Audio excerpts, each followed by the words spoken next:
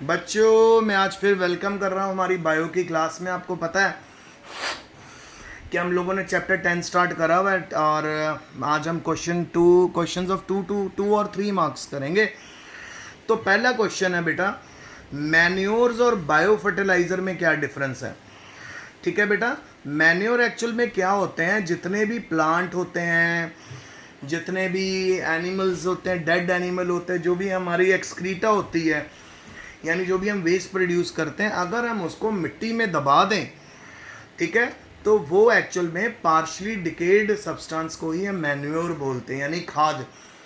तो अगर आपने खाद बनानी है, आप एक गड्ढा खोदिए, उसके अंदर सारे मरे हुए एनिमल डाल दीजिए, या आप उसके अंदर ऐसे प्लांट डाल दीजिए जो ख़राब हो चुके हैं, ठीक है, और आप उसको कवर कर दीजिए मिट्टी से। आफ्टर 2-3 मंथ्स आपको खाद मिल जाएगी। अब बायो फर्टिलाइज़र क्या है? बायो फर्टिलाइज़र में ऑर्गेनिजम्स होते हैं जो जिनमें बहुत ज़्यादा सॉइल न्यूट्रिएंट्स होते हैं और वो बायोलॉजिकल एक्टिविटी से ऐसे न्यूट्रिएंट बनाते हैं। और फाइनली ये जो ऑर्गेनिज्म है क्या है? माइक्रोब्स ही तो हैं। तो यानी मैन्योर होता है वेस्ट, बायोडिग्रेडेबल वेस्ट, और जो हमारा बायो फर्टिलाइज़र होता है वो होते हैं हमारे छोटे छोटे माइक्रो ऑर्गेनिजम्स यानी बैक्टीरिया।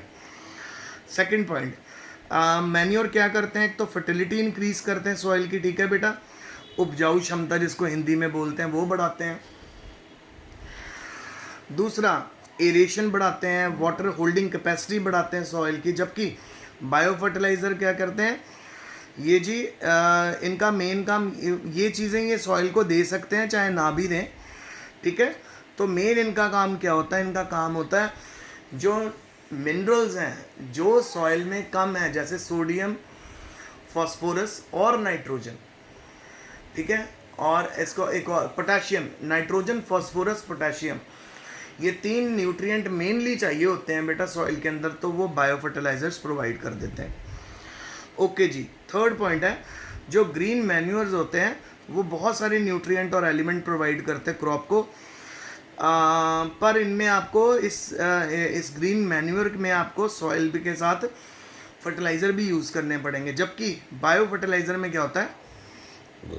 इसमें बायो फर्टिलाइज़र की मदद से आप 1 या 2 ही न्यूट्रिएंट अवेलेबल करवा सकते हो। उसके पीछे रीज़न ये है क्योंकि जो माइक्रो ऑर्गेनिज्म होते हैं वो लिमिटेड मिनरल्स ही प्रोड्यूस कर पाते हैं, यानी बैक्टीरिया। इनका मेजर काम क्या है? क्यों इनको हम सॉइल में डालते हैं?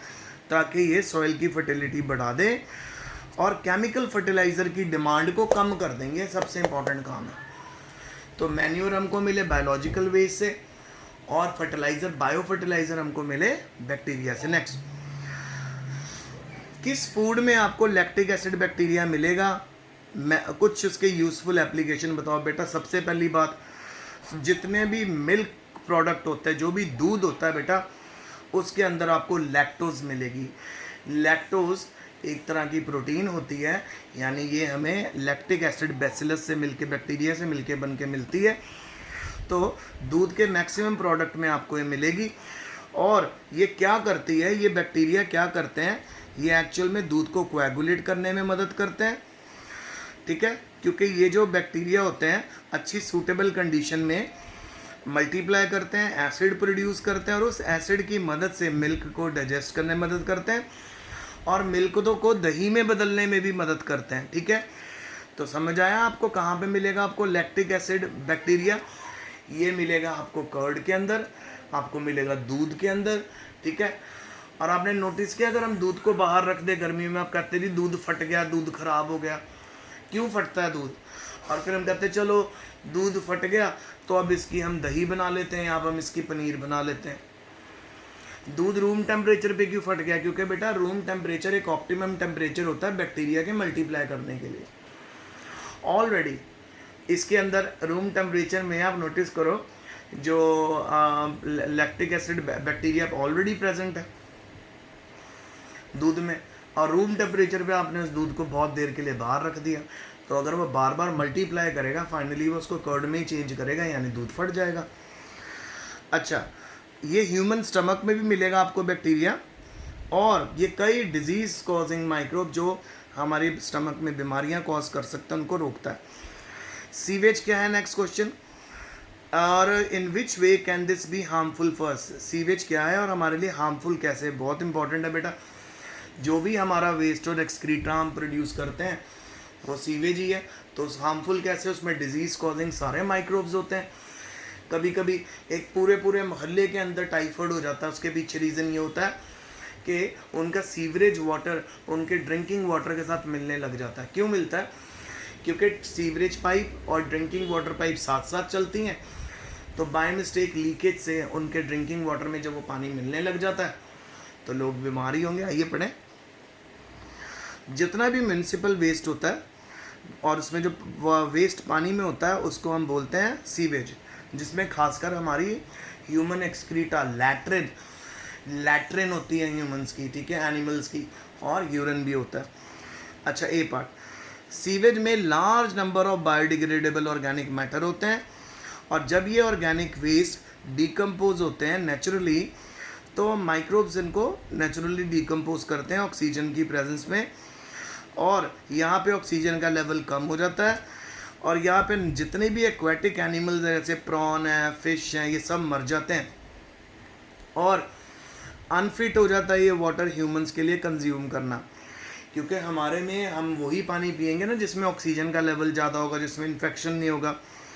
अच्छा, सीवेज में आपको अलग अलग तरह के पैथोजेनिक माइक्रो ऑर्गेनिज्म भी मिलेंगे। पैथोजेनिक मतलब डिजीज़ कॉजिंग माइक्रो ऑर्गेनिज्म मिलेंगे, बैक्टीरिया मिलेंगे जो डिजीज़ कॉज करते हैं, जिस उन डिजीज़ में आ जाती है जी कॉलरा आ जाती है, टाइफाइड आ जाती है, डायसेंट्री आ जाती है, हेपेटाइटिस की बीमारी भी आ जाती है। आगे next question, microbes can be use to decrease the use of chemical fertiliser and pesticide, explain how this can be accomplish. अभी ऊपर मैंने आपको पढ़ाया, आपको मैंने बायो फर्टिलाइजर्स के बारे में बताया कि biofertilisers are nothing but microbes, bacteria, और वो कुछ केमिकल प्रोड्यूस करके, कुछ न्यूट्रिएंट प्रोड्यूस करके दे देते हैं अपना सॉइल में। तो अब ऑलरेडी जो सॉइल आपका जो है न्यूट्रिशियस हो गया, ठीक है, ऑब्वियसली उसकी प्रोडक्टिविटी ज़्यादा हो जाएगी, और ऑब्वियसली वहाँ पे आपको जो फर्टिलाइज़र्स हैं वो कम यूज़ करने पड़ेंगे। फर्टिलाइज़र हम वहीं पे यूज़ करते हैं अगर हमारी प्रोडक्टिविटी कम आ रही है, अगर हमारी फसल जो है वो अच्छे से उग नहीं रही, उसकी जो ग्रोथ कम है, तब हम फर्टिलाइज़र यूज़ करते हैं। तो अगर आप बायो फर्टिलाइज़र यूज़ करोगे, फर्टिलाइज़र का यूज़ कम हो जाएगा। तो देखो जी, बायो कंट्रोल और biological control is the method of controlling pathogenic organism and plant paste with the help of certain living organism, ठीक है। तो अगर आप माइक्रोब्स यूज़ करोगे सॉइल में तो बहुत सारे पैथो बीमारी कॉज करने वाले और बैक्टीरिया ख़त्म हो जाएंगे जो प्लांट को हार्म पहुंचाते हैं। और ये किसके ऊपर बेस्ड है? प्रिंसिपल ऑफ नेचुरल प्रीडेशन, यानी आप उस तरह के बैक्टीरिया सॉइल में डाल देते हो, आप खेतों में डाल देते हो, जो बैक्टीरिया का फूड होता है वो वाले बैक्टीरिया जो डिजीज़ कॉज करते हैं। तो अगर इन बैक्टीरिया ने दूसरे डिजीज़ कॉजिंग यानी पैथोजेनिक बैक्टीरिया को ही ख़त्म कर दिया तो सॉइल की प्रोडक्टिविटी तो बढ़ेगी ना बेटा। और याद रखो यहाँ पे पैथोजेनिक ऑर्गेनिज्म, पैथोजेनिक का मतलब होता है डिजीज़ कॉजिंग। आइए अब देखें, लेडी बर्ड बीटल ये नेचुरल प्रीडेटर है जी, एफिड के, इनको डाल दिया जाता है। फिर ड्रैगन फ्लाइज हैं, इनको हम यूज़ करते हैं मॉस्कीटोज़ की पॉपुलेशन को कंट्रोल करने के लिए, मॉस्कीटो इनका फूड है। इसी तरह बेटा गम्बूशिया फिश है जिसको हम डाल देते हैं पॉन्ड में जहाँ पे बहुत ज़्यादा मच्छर इकट्ठे होते हैं, ये सभी मच्छर के लार्वा को खा जाती है, चट कर जाती है। तो अगर ये मच्छर के लार्वा खा गई तो बेटा वहाँ पे तो डेंगू मलेरिया होने के चांसेस हैं ही नहीं, ठीक है। अब हम आगे चलते हैं। क्या बेटा? You wait, I talk to you in 2 minutes, let me finish my lecture. फिर है जी बकुलो वायरसेस, ये वो वायरस बेस्ड बायो इंसेक्टिसाइड है जो वायरसेस को कंट्रोल करते हैं। क्या? अभी नथिंग, बस वी आर स्लीपिंग। नेक्स्ट है जी हमारा बीटी कॉटन, और बीटी कॉटन के बारे में तो बेटा मैंने आपको बहुत अच्छे से समझाया था, अगर आपको याद हो। बीटी कॉटन मैंने आपको बताया था एक ऐसा कॉटन का ब्रीड बनाई गई है जिसके अंदर बैसिलस थ्रुनजेनेसिस बैक्टीरिया का एक जीन डाल दिया गया। तो बैसिलस थ्रिनजेनेसिस बैक्टीरिया का कौन सा जीन डाला? टॉक्सिक जीन डाला बेटा। टॉक्सिक जीन मतलब पॉइजनस जीन डाल दिया। तो जो भी इंसेक्ट उसको खाने की कोशिश करेगा, कॉटन प्लांट को बाइट करने की कोशिश करेगा, जैसे ही वो बाइट उसको करेगा उस इंसेक्ट की डेथ हो जाएगी। सो बीटी कॉटन एक जेनेटिकली मॉडिफाइड क्रॉप है। ये जेनेटिकली मॉडिफाइड क्रॉप क्यों है? क्योंकि इसके जीन्स के साथ हमने छेड़छाड़ की है। हमने इसके एक जीन को निकाल के उसकी रिप्लेसमेंट में बैसिलस थ्रिनजेनेसिस का एक डिजीज अपना टॉक्सिक जीन उसमें ट्रांसपोर्ट कर दिया। और फाइनली जब बीटी कॉटन बनी, हमारे पास जो नई वैरायटी कॉटन की बनी, उसके अंदर परमानेंटली ये जीन है, ठीक है, टॉक्सिक जीन प्रेजेंट है।